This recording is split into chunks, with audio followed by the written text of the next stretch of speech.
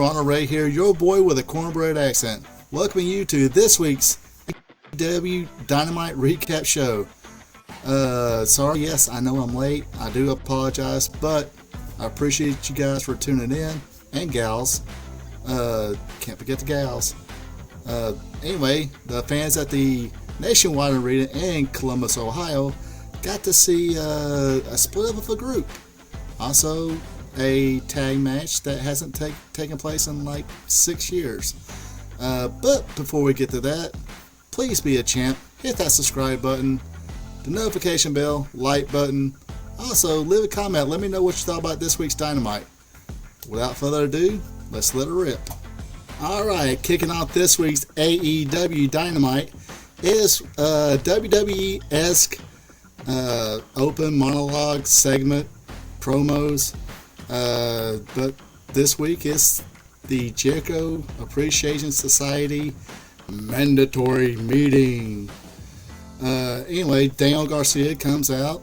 He cries about having to make sacrifices, turning against his friends. This basically says, I can't do none of this anymore.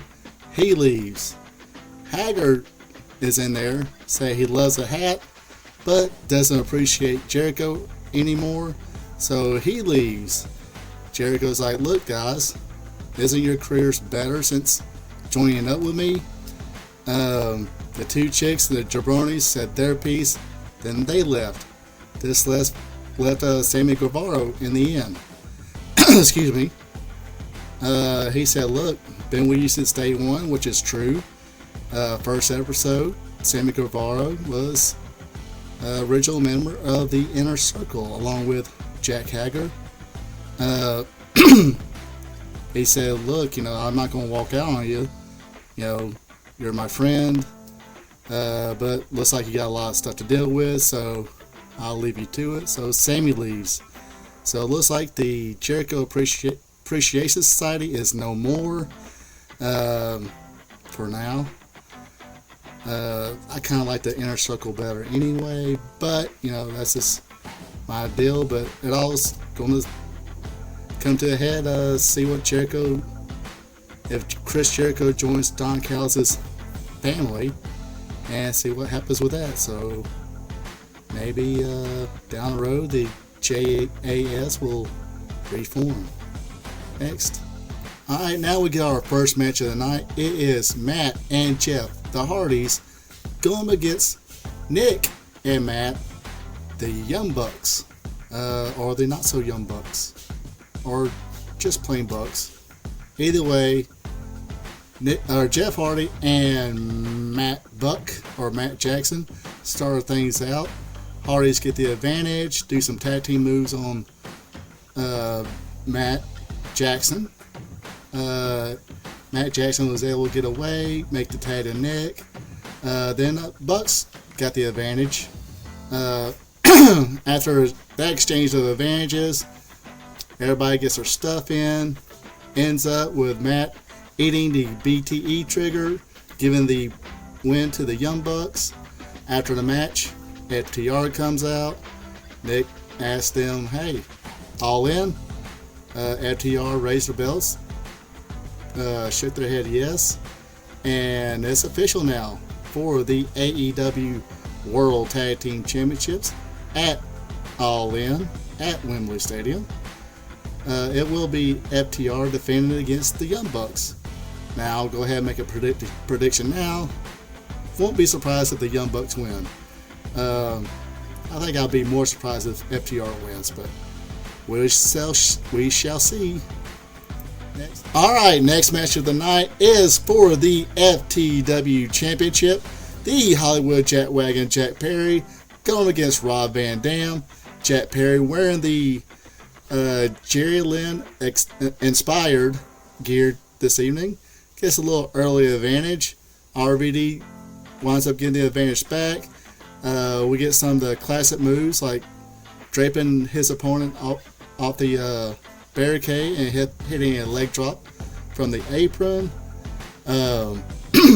Got to see the Rolling Thunder. So yeah, a few of RVD's famous moves a little slower than prime Rob Van Dam. RVD wind up throwing a chair at Jack Perry. Jack Perry ducks, hits a ref. They keep going at it. RVD winds up hitting a frog splash. Still no referee. Aubrey hits the ring. She gets a 2 count. RVD is like, hey, where's the love? Jack Perry gives him a low blow. Shoves him to some wedge chair in the corner. Schoolboy roll. 1, 2, 3. And still, your FTW champion, Jack Perry. Which makes me wonder now, are they going to bring out anybody else from ECW, one of the ECW legends? Could it be Sabu, since he is a former FTW champion? Tommy Dreamer, maybe? He's, Mr. ECW. Maybe one of the Dudleys. Who knows? Next. Alright, now we got an in-ring segment with Better Than You, Baby. Yes, MJF and Adam Cole. MJF starts talking, yada yada yada. Adam Cole gets a mic, said, looking forward to our AEW title match, which I'm going to win. And all jokingly, MJF was like, hey, we're having a promo battle. Starts knocking, Adam Cole a little bit. Says that he's so white and pixie that 1980s Hulk Hogan would have snorted him up. Pretty funny. Would have been funnier if he said the boss would, snorted him up, but just kidding. I have no proof. Don't care if he does. It's his money, his body. If Tony Khan wants to snort cocaine, it's his business. I don't know. This is what everybody else says. Everybody else thinks he snorts cocaine. So, like I said, it's a joke. Don't sue me. Anyway, they challenge the ROH Tag Team Champions Aussie Open at the All Out pre-show to All In. Roger Strong comes out, whining like a ex-girlfriend. MJF pretty much says, hey, do what most generic white people do. Go home, cry on your teddy bear, listen to Taylor Swift, and shake it off. After he said that, Strong was consulted by the Kingdom. Adam Cole really didn't like him picking on his friends, so he shoved MJF, but cooler heads prevailed. They hugged it out, and Adam Cole went check on his friend, I guess, and MJF does set in the ring and post. Next match of the night is the Blackpool Combat Club, Claudio Castagnoli and Jon Moxley going against the Lucha Brothers, Penta and Rey Fenix. The Lucha Bros attacked BCC first. They did double diving senton, isolated Claudio. The camera panned on Jon Moxley and he was already bleeding. Tagging to Moxley, double team on Phoenix. Phoenix dodged a doomsday device with a Hurricanrana. Tags in Penta, all 4 men in the ring. Everything goes down here. Phoenix and Claudio trade shots, then Penta and Moxley trade chops. Yuta gets involved, distracting everybody. Claudio will wind up coming in behind Penta and jerk his mask off, allowing Moxley to roll him up and get the win. After the match, the BCC continued their attack on the Lucha Brothers, and of course Claudio was, kept putting the mask on, kind of mocking Penta. So this feud will probably keep going. Next, all right, we got another in-ring segment here. Got the Mogul Embassy entering the ring. Prince Nana told everybody shut up. Swerve Strickland told everyone the Mogul Embassy is taking over. Of course, AR Fox gets on the mic, calls out Darby Allin. Allin shows up, said, look, I don't know what happened. I did call you. You need to set the record straight. Yeah, I still, respect you, Fox. But he sees that AR Fox has new friends. And Alan says, hey, I got some friends of my own. Lights go out. Power comes back on. It's Sting! Of course, he takes the ball back to everybody. And this pretty much sets up a coffin match.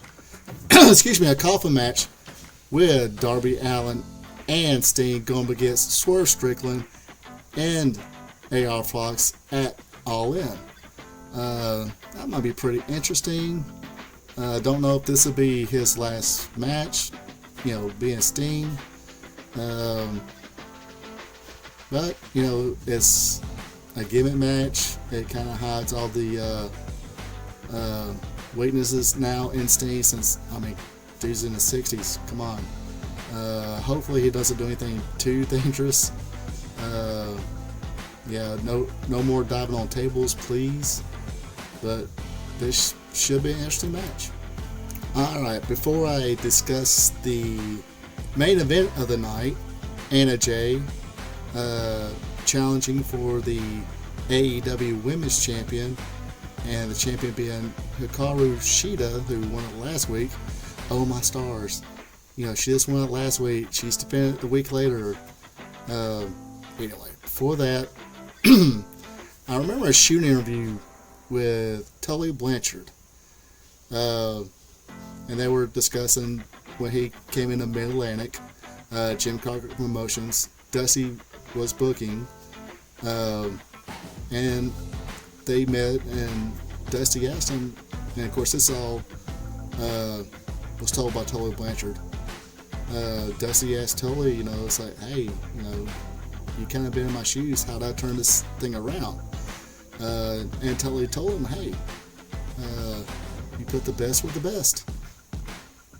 And of course he, made the joke of saying, hey,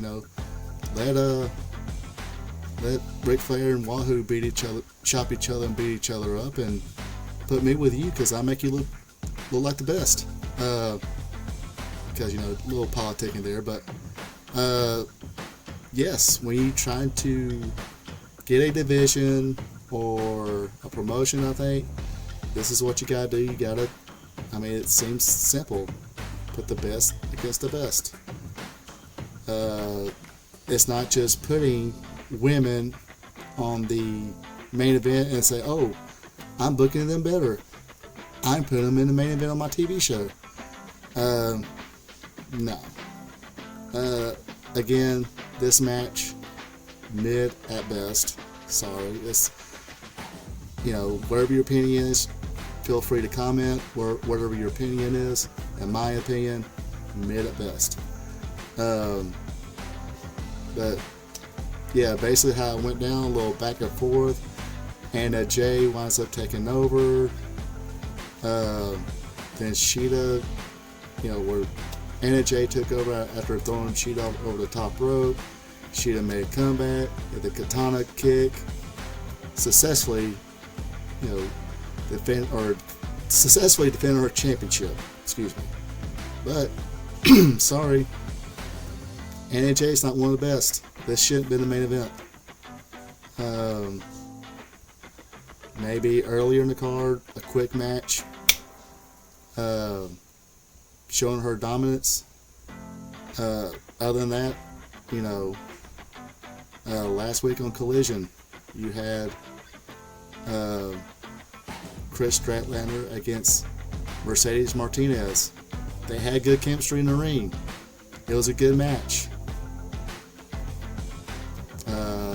Okay, Chris Statlander, she's the TBS champion, which is a women's championship. Fine. Willow, who's improving. You still got, why not? Should have put Soho in this match. Ruby Soho, trying to get revenge for her buddy. But, either have a Smaz and have the rest of the Outcasts, beat her up. And now they're doing this women's tournament thing. And it's like, and if this is supposed to be part of that women's tournament, fine. It's still could have been like second, third match maybe, and have Shida come out and quick win and went home. But anyway, that's my opinion. It is what it is. Overall, a lot of promos in this show, seemed like. It started off with a in-ring segment. Let's see here. So in the first hour, you have one match. In the second hour, you had, or maybe a match and a half, I think. Then 1, 2, 3 matches, shoved in the second half with 2 in-ring promos or angles done. I get it. You got matches to set up and a pay-per-view to sell. That's going to be taking place in 2 weeks, where you have close to 80,000 people now will be attending or attending. So nice to know you got the card set up. But like I said, it is what it is. They do things their way. Hopefully it pans out. Because yes, I do support them or us or the wrestling business having another big promotion, so guys and girls can make life-changing salaries. Other than that, hope you guys enjoy this show. Leave a comment. Let me know what you thought about this week's AEW Dynamite. Again, if you listen this far, please hit the subscribe button, like button, notification bell, and all those. Other than that, see you next time. Have a good one and take it easy. We here at RP Tube Vision would like to thank you for tuning in. Don't forget to like, subscribe, and share.